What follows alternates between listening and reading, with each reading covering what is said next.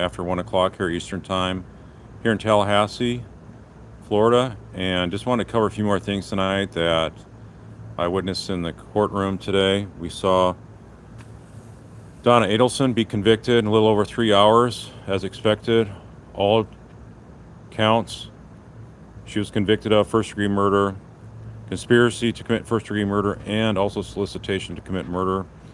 And for those of you that either saw some of it or didn't see all of it, I can just add that the behavior of Wendy was predictable. I thought she'd have some kind of outburst or some kind of drama demonstration of her shock as to the verdict, and sure enough, she lets out a shout of sorts, a desperation shout, and was being dramatic and acting shooken up and constantly shaking, and it's like her teeth were chattering. And then she had this defiance mode kicking in again, where she's shaking her head all the time. She was even shaking her head when the victim impact statements were being given. The judge had to had the jury be excused, and he admonished her and said, "Look, I will remove you from this proceeding if you can't control yourself."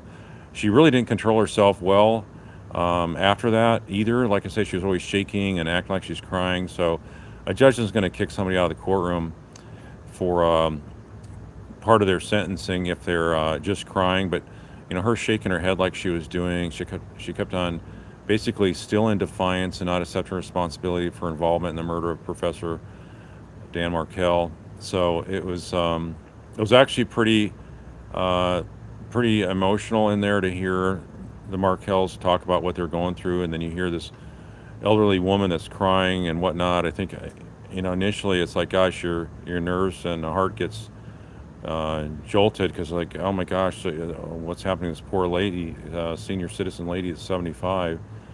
But then you realize it's Donna, and then but you think of all the misery she caused so many people, and so many children especially, and all was so easily preventable and never had to go down this road. It was something that she had many opportunities to stop the hate, stop this most evil desire to have her grandson's father murdered.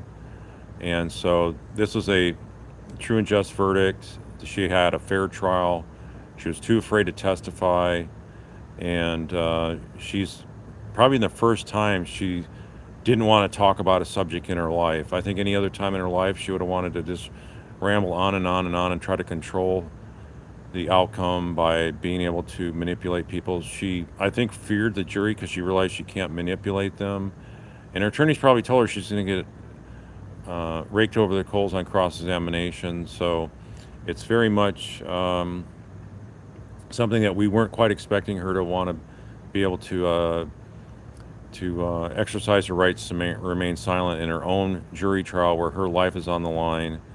And so it was pretty much predictable otherwise with her reaction like it was. And when Phil and Ruth were talking, there was a lot of tears being shed. There was even a tear of one of the jurors. I noticed Leslie said she saw one of the males even shed some tears in the first row there. So I noticed a woman in the back row on the far end away from us. One of the last seats in the back row was also, it looked like she was crying. And so it was very, very much a gut-wrenching thing to see all this.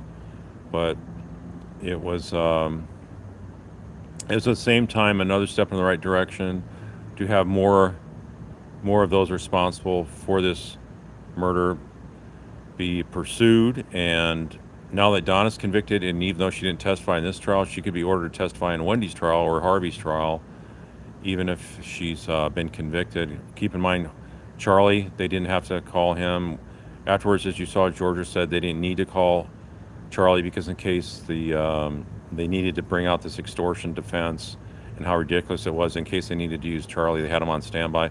So that was a really smooth move by George and Sarah. So I thought that was exactly the way it should go. And as I said, I didn't think they needed to bring Charlie even in rebuttal, because they, like George had argued, had adopted this crazed story of a extortion plot on a payment plan. So it's it's afterwards we were having dinner and some long conversations with somebody that's very knowledgeable about this case. So that's why I got on so late here. I thought I was going to be on at 10 o'clock Eastern time, but it was uh, many hours of really insightful conversation, and um, so that's why I wasn't able to jump on at 10 o'clock. So I do plan to jump on sometime tomorrow as well to give more details about the way ahead. And I think that Wendy is going to be arrested. I was saying by the end of the year. I'd be surprised if she's not arrested by the end of the month. I really think she's going to be arrested by next week. So imagine how this has turned. All those naysayers about there's not enough evidence against Donna. There's not enough evidence against any other Adelsons. It stops with Charlie. How about those that said they never had enough against Charlie? They need to include the former state attorney chief here, Willie Meggs, who retired.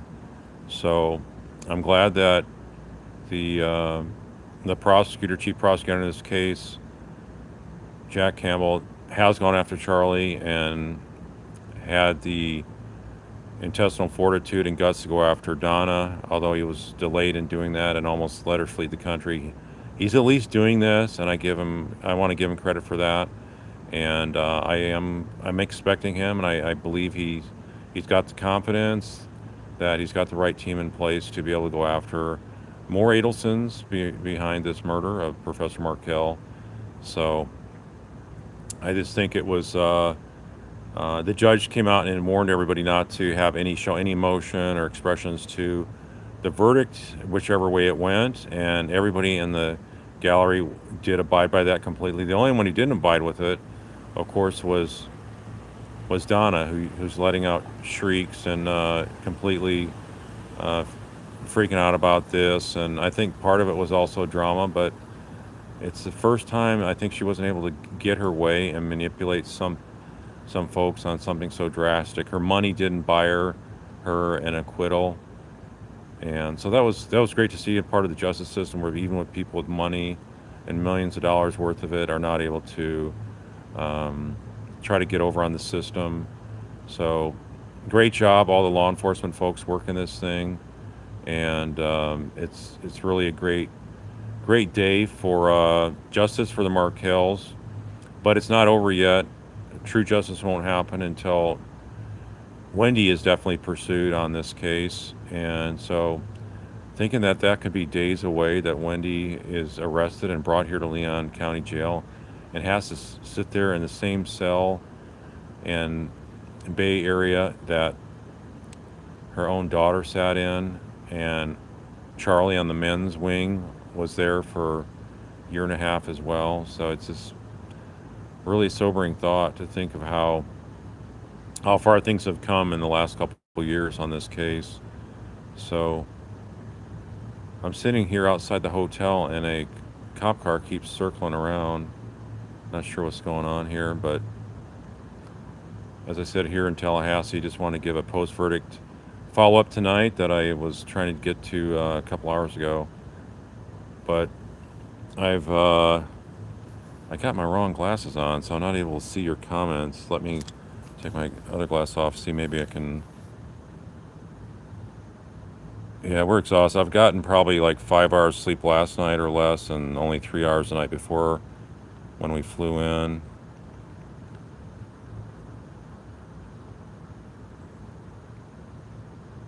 Yeah, that's true. She had no tears. I didn't mention that. Yeah, Donna did not show any tears whatsoever. Oh, that's the other thing I can mention.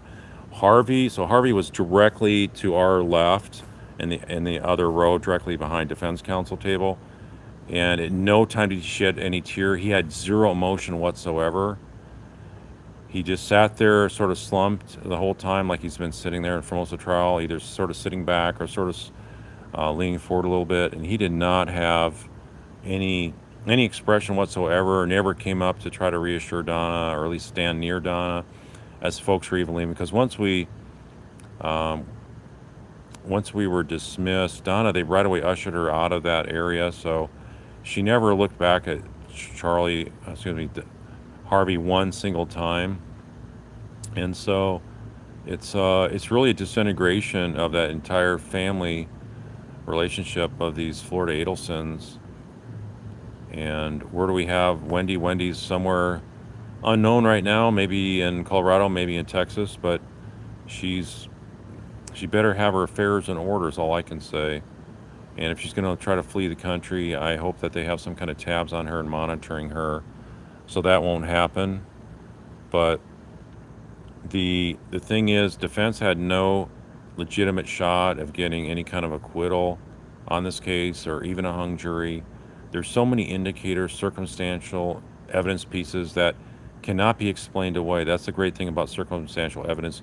You cannot explain it away when you have so many different indicators, and the direct evidence as well that they had in this case that Georgia had mentioned was there to bolster the circumstantial evidence. But the consciousness of guilt is something Georgia didn't mention, but I thought that all these different indicators of how Donna reacted, how Charlie reacted, it all indicates consciousness of guilt and the planning of how the murder was going to be executed. And I think the jury saw that. That's how they were deliberating for just a little over 3 hours.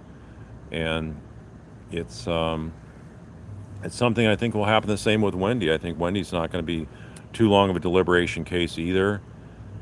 They put a lot more evidence out there against Wendy in this trial, including some about Harvey.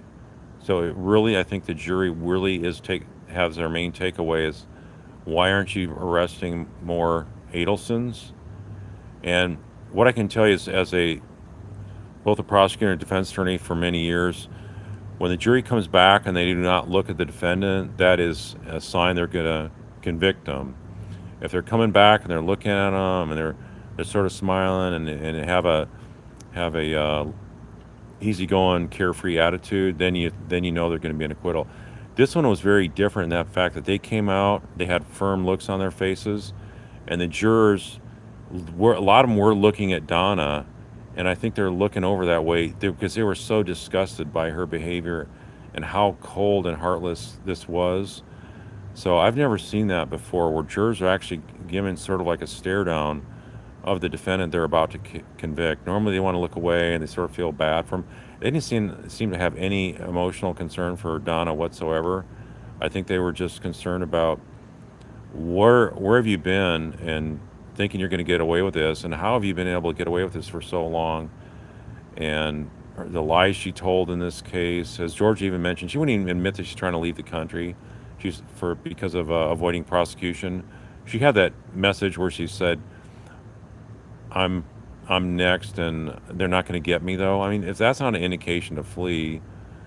So defense was just doing whatever Donna wanted to try to manipulate the jury, but this jury was too. They got all the evidence analyzed the right way, and so that's why we had that swift conviction on all counts. So let's see if there's any comments. Do I think a grand jury's already been secretly created for Wendy? I would hope so. If it hasn't happened this past week, I think with the strength of their case now, that's why they had that transcript order for her testimony to admit that to a jury. They're going to probably lay out more evidence to make sure a grand jury really looks at this and not just have a cop up there and say, hey, here's why we think Wendy is guilty, but they're actually going to present more evidence to make sure that they're not going to be cutting corners on it, and then not having the actual jury at her trial come back and say, well, gosh, there's all these holes in it. Why wasn't this pursued better by the grand jury? So they're prepping it for the grand jury, I think. So they may not have the grand jury this soon, but I believe they'll hold a special one this coming week if they haven't done that already. Yeah, I've never been on this late. I've never been on my phone. Tonight was the first time I was on a phone doing the post-trial coverage. Well, actually, I was on doing the live stream while the jury was deliberating, and then Leslie let me know that the verdict came back, so I raced upstairs.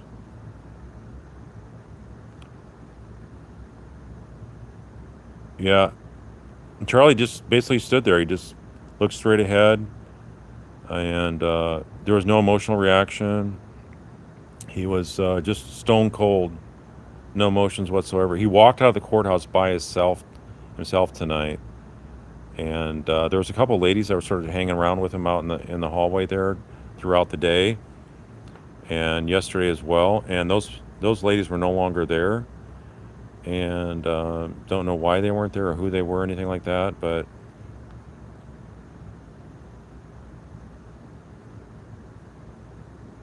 yeah, he just had his head down a little bit. He wasn't like Charlie or anything, where he like totally slumped his head down or anything like that. Just had his head a little bit down, and it looked like his eyes were wide open, and no emotion whatsoever. Yeah, it was really bizarre.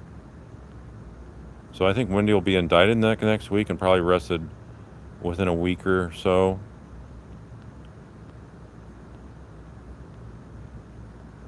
And another thing is, Harvey, he came into the media room and just helped himself to some pizza that was there, bought by the media and there just for the media. So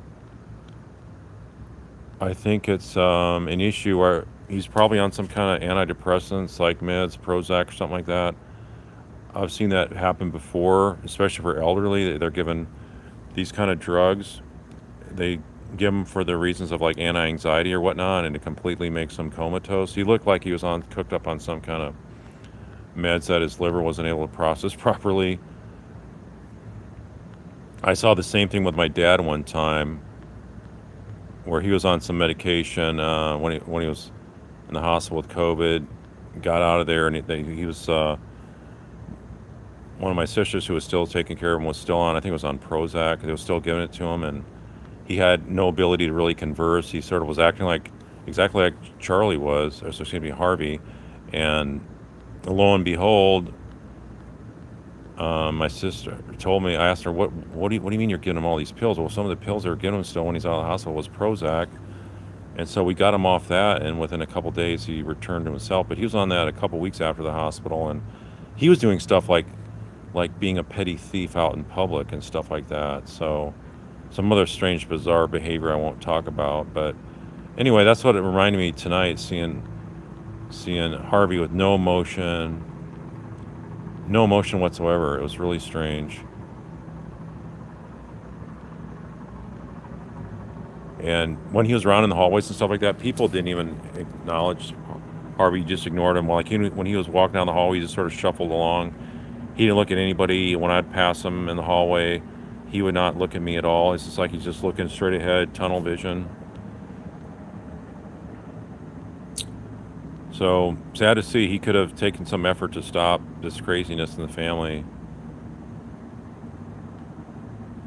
Yeah, so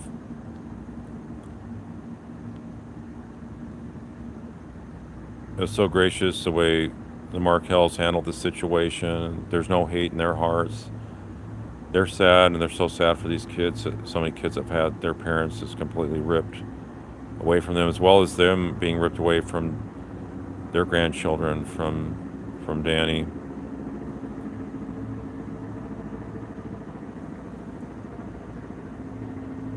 Yeah, I mean that was what powerful victim impact statements from Phil and Ruth. It was really profound. He talked about Donna. He hopes she has 120 years and is all alone. But I don't even know if 120 years will make her have any remorse and regret for what she's done. She was in absolute defiant mode. Absolute defiant mode. I don't know if she even has the ability to cry. Shed some real tears. Charlie really, excuse me, I keep saying Charlie, sorry. My brain's fried with not enough sleep. But yeah, Harvey just was comatose zombie, like he's been pretty much the last 2 days. No emotional reaction. A lot of you guys are asking about Harvey's reaction still.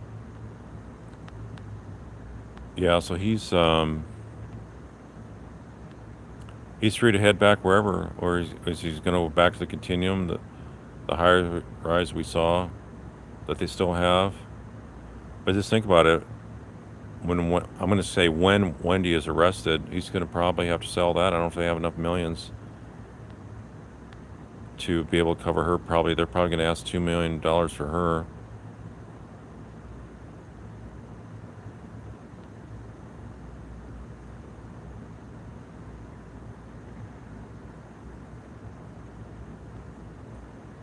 So with that, it's what time is it here? I saw somebody gave $1.99. Please do not do that.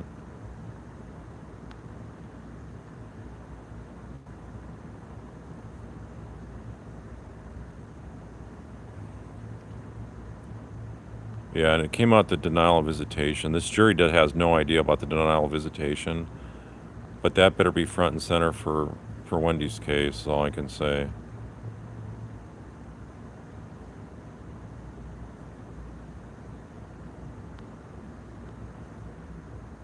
That's a 12 folks on the jury. They had 2 alternates that got dismissed before it was sent out for deliberation. So, all right, with that, I'm going to go ahead and sign off, folks. You guys have a great day wherever you're at. Good night, whatever the case is, and we'll be back on probably tomorrow night. So take care. Not sure how to turn this thing off. There we go.